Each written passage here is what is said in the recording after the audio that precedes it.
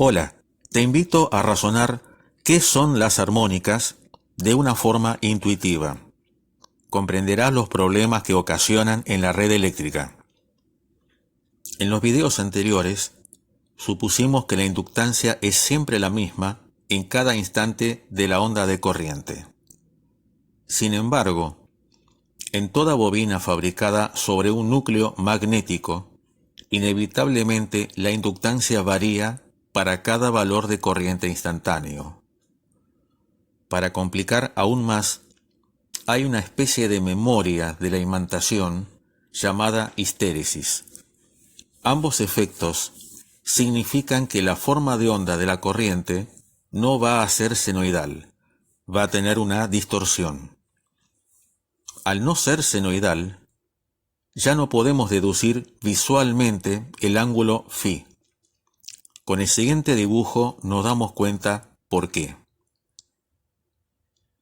Se puede demostrar matemáticamente que esta onda distorsionada es como si fuese una senoidal fundamental que tiene superpuesta otra senoidal con el triple de frecuencia, otra con el quíntuple, otra con séptuple, etc.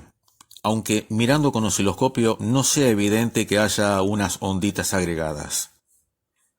En el oficio eléctrico, casi siempre son múltiplos impares de la frecuencia de la tensión.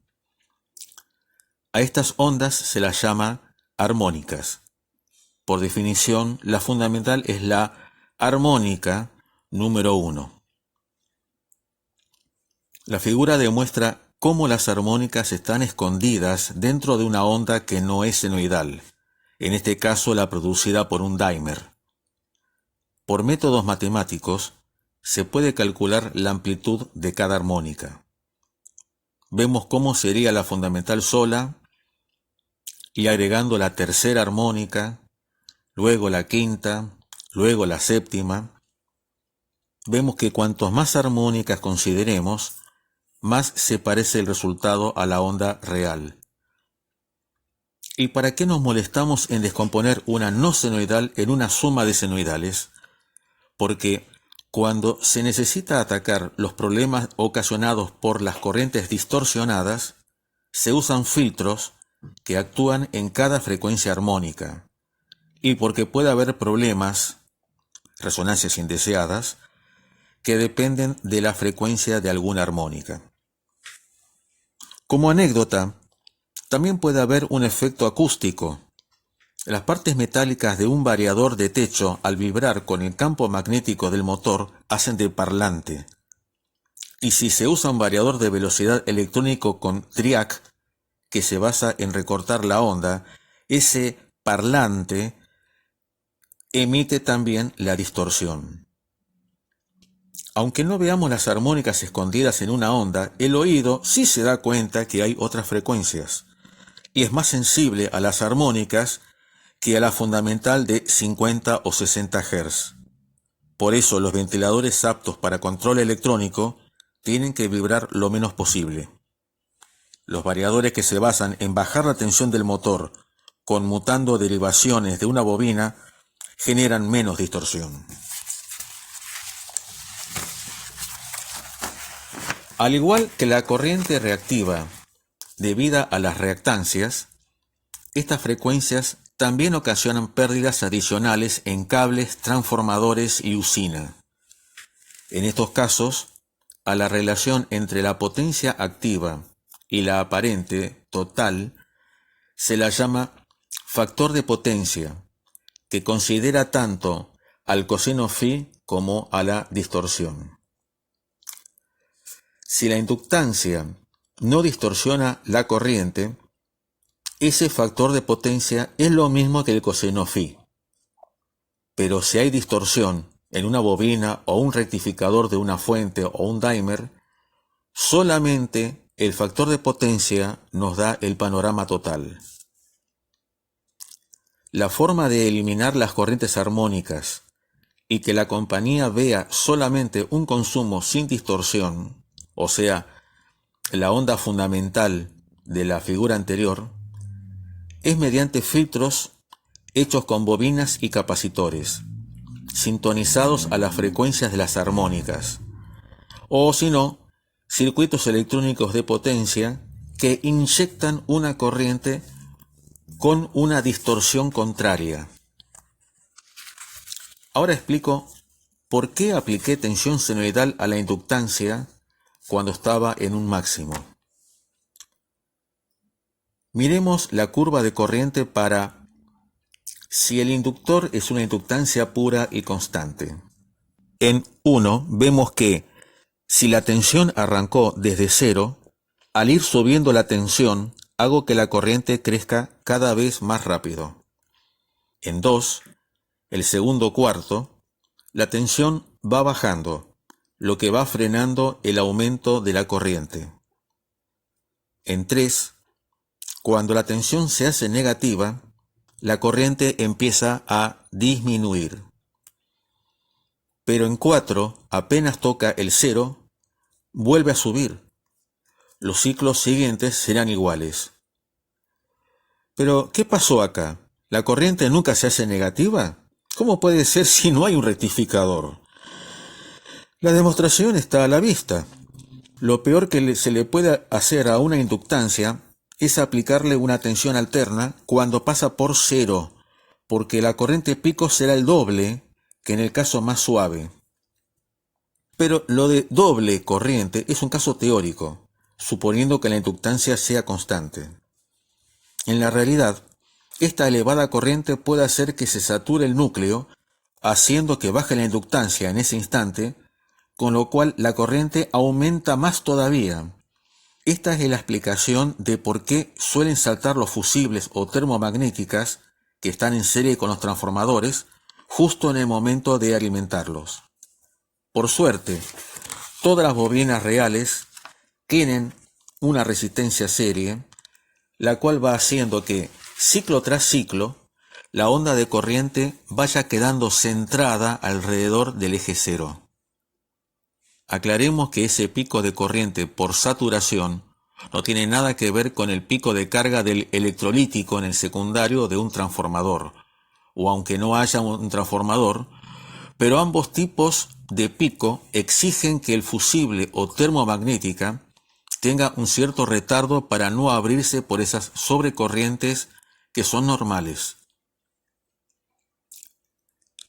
Ahora veremos cómo esas ondas de corriente distorsionadas con armónicas joroban a los cables y transformadores de la red, al igual que las corrientes reactivas. En la figura de arriba tenemos un puente rectificador con un capacitor de filtro y luego la carga que recibe la tensión continua. Los diodos conducen cuando el ánodo es más positivo que el cátodo. En este caso es solamente durante los lapsos en que la tensión de red es mayor que la rectificada. Esto origina un consumo picudo desde la red durante la conducción y nada durante el resto de la onda. Esta corriente, al pasar por la resistencia total de cables y transformador, genera en ella una caída de tensión que distorsiona la senoidal, achatándola.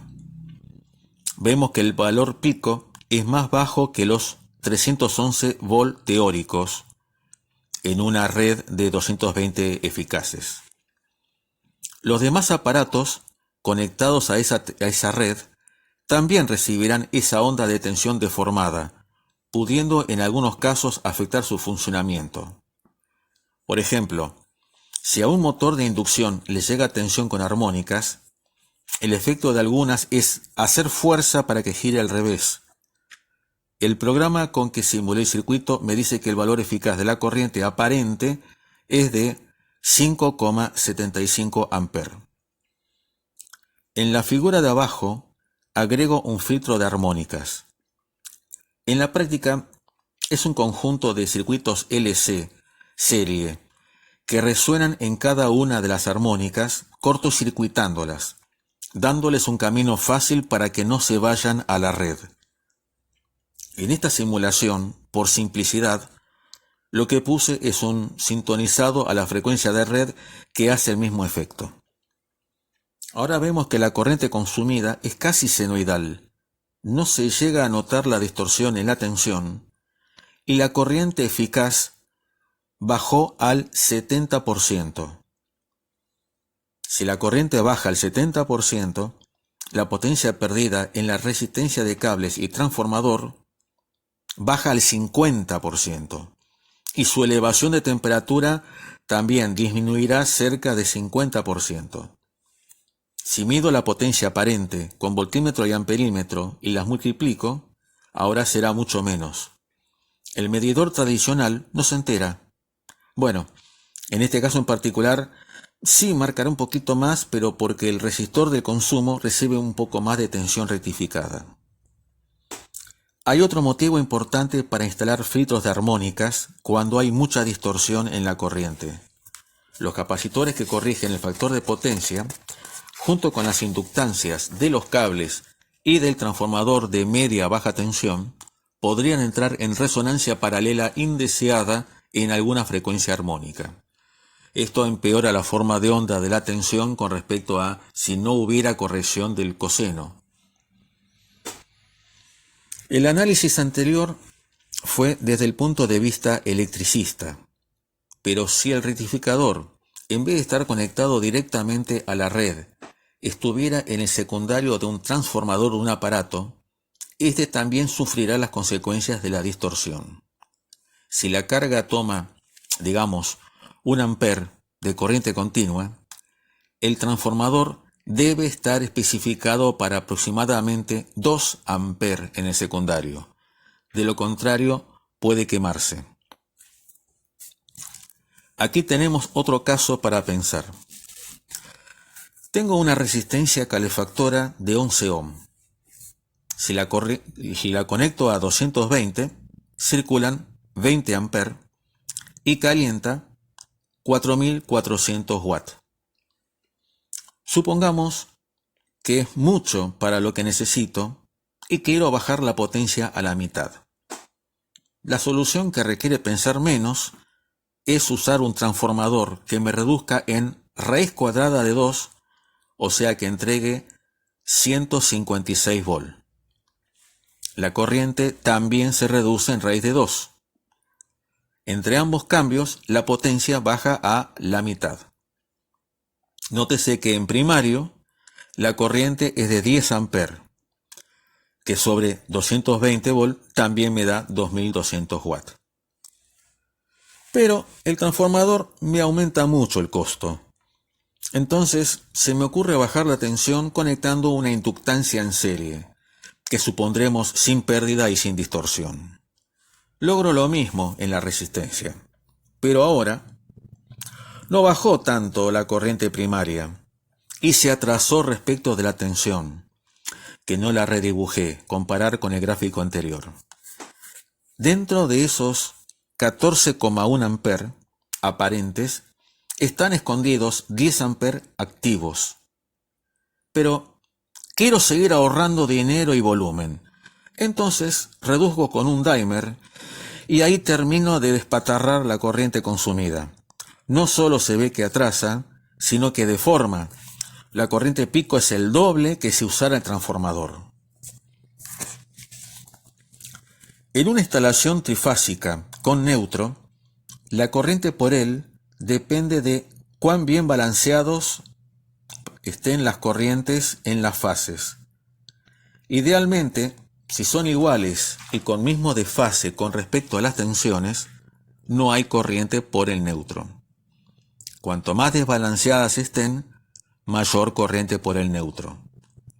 Pero si las corrientes de las fases tienen distorsión, no se compensan. En el ejemplo de la derecha se demuestra que por el neutro circula una corriente que consta mayormente de tercera armónica de valor muy alto.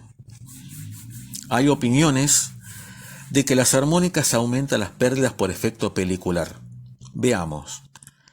La profundidad pelicular en 50 Hz es de 9,2 milímetros y baja a 2 milímetros para 1 kHz, que es la armónica 20.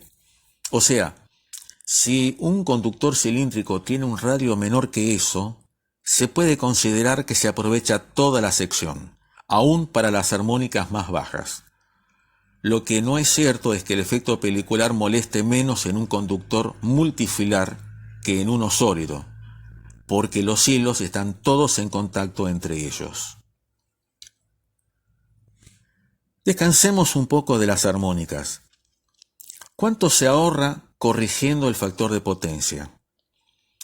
En Argentina, para consumidores de hasta 10 kW, que es la tarifa T1, el ENRE autoriza a cobrar un recargo si el factor de potencia es menor que 0,85. Y si es menor que 0,6, la compañía puede cortar el servicio. Tengamos en cuenta que una lámpara LED, si tiene una fuente conmutada común, tiene un factor de potencia de alrededor de 0,55. Pero para que la compañía pueda saber mi factor de potencia, me tiene que instalar un medidor que también indique energía reactiva y de armónicas. La imagen es un ejemplo de confusión.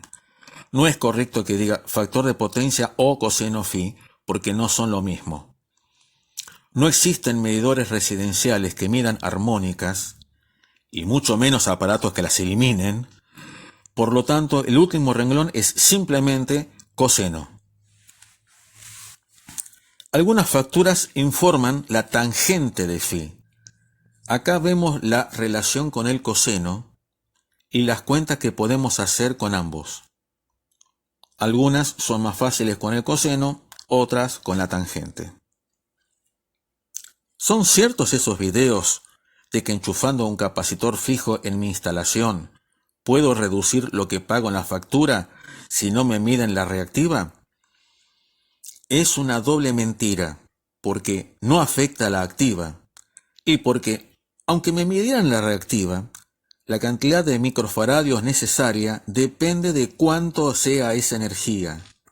A lo sumo, puedo conectar capacitores fijos a cargas individuales con un coseno conocido, como ya mencioné en el otro video, con los fluorescentes, para que entren en acción cuando se las enciende, pero nunca un capacitor permanentemente en la instalación. Imaginemos un motor con poca carga mecánica, situación en que su factor de potencia es bajo. Supongamos que se comporta como una resistencia de 100 ohm en paralelo con una inductancia constante de 230 milihenries. Se van 474 watts en la resistencia y bailan 656 volt-ampere reactivos en la inductancia. La corriente total aparente hace que se pierdan 13,8 watts en los cables. Ahora, sintonicemos la inductancia con un capacitor correctamente calculado. Entonces, podemos hacer de cuenta que la inductancia no existe. Habrá menor corriente por los cables, la tensión sobre la resistencia será un poquito mayor, pero no llega a mover el número, la tomamos como igual. La potencia en la resistencia del consumo será prácticamente la misma, pero la potencia perdida en los cables es 9 watts menor. Aparte de que la corrección beneficia a la compañía y la calidad del suministro a los vecinos, este es el único beneficio monetario que tendremos. Si te fue útil, dale dedito arriba. También puedes compartir el link con tus colegas y suscribirte a mi canal para que YouTube te avise de mis próximos videos. Puedes dejar una consulta en comentarios y te contestaré. También si encontraste errores o tienes sugerencias para mejorar el material. Una pequeña donación será un importante empujoncito para animarme a crear más contenido que te sea útil. Te dejo los links en la descripción. Hasta el próximo video.